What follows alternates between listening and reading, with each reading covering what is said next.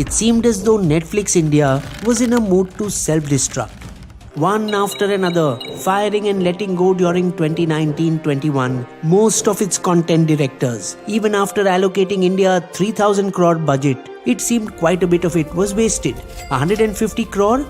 The largest ever budget by far for a standalone web series was spent on developing a prequel to the super hit Bahubali film. But the show fell flat in front of company bigwigs who scrapped what was supposed to be a 9-episode, 2-season show even before it aired.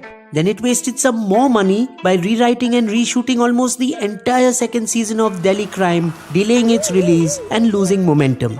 Netflix's loss of direction in India after a successful beginning 5 years back when they had pioneered India's first original OTT super hit Sacred Games, making them feel like कभी-कभी लगता है कि अपन ही भगवान है, has visibly irked its global leadership. The lack of success in the Indian market is frustrating, but the company will keep trying. Their problems seem to be of their own making, and it all has to do with reading the Indian market badly wrong. First, their high monthly subscription cost seems to be limiting their subscribers to 6 million, 60 lakh in India, with annual plans for their highest package touching almost 10,000 rupees a year, unaffordable to India's middle class. That can I get 500 extra every month for a Netflix subscription? Catering to elite urban audiences, Netflix charges $9.99 per month in the US and price themselves almost at par here at 500 rupees.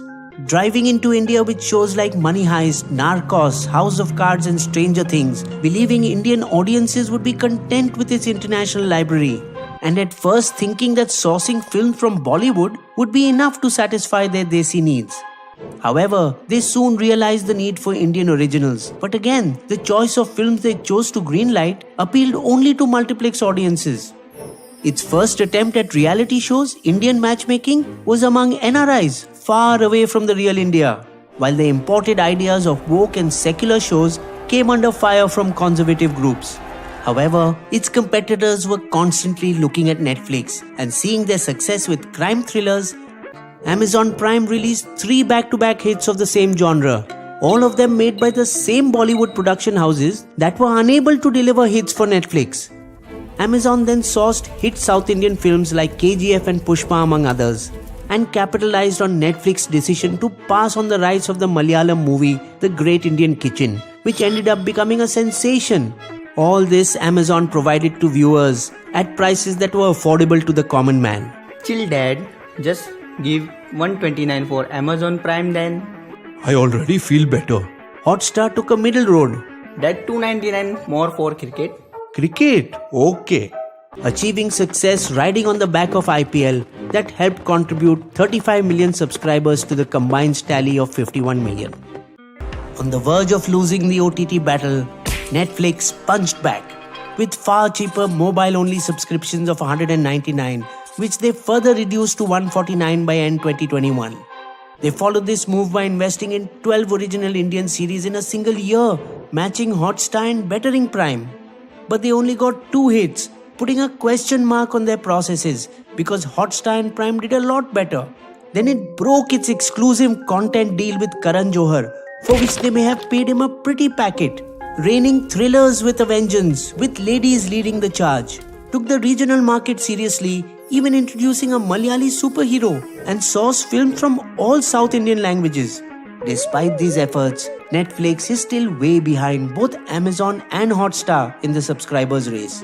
But because of their premium pricing, their annual revenue of 1500 crore is almost as much as Hotstar's, even though their subscribers are 1/8.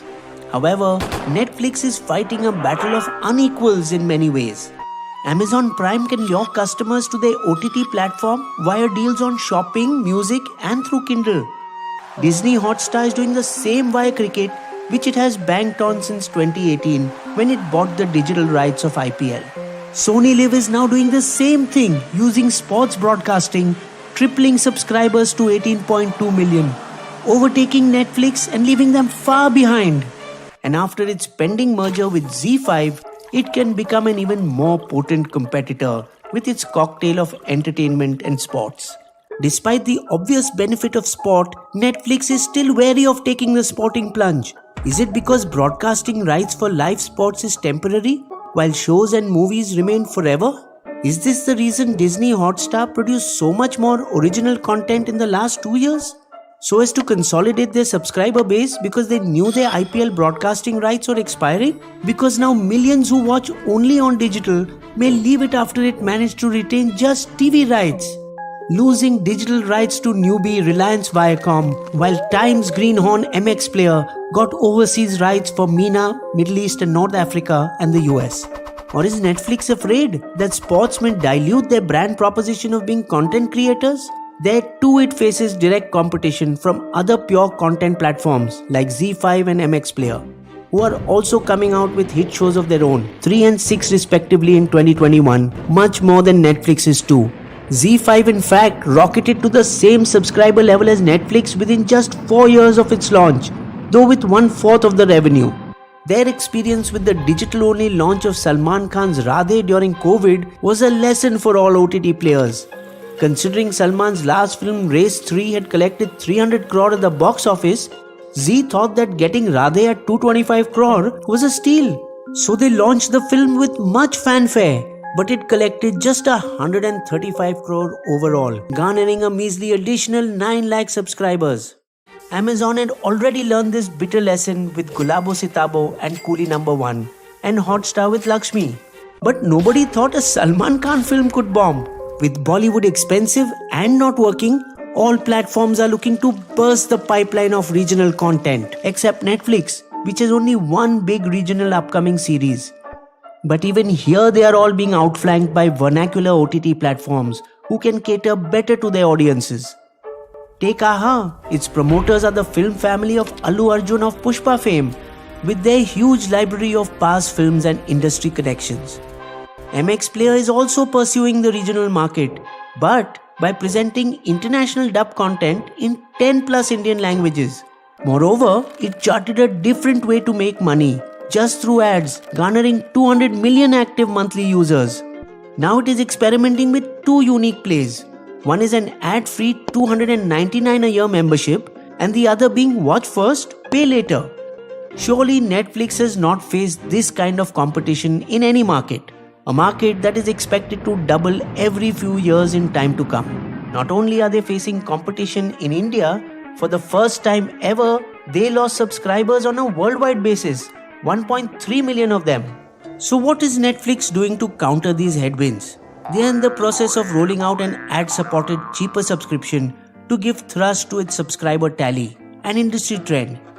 HBO, with a similar strategy, increased subscribers globally by 3 million at the same time when Netflix lost many. Hotstar also has an ad-supported plan at 40% discount in India since the last 10 months.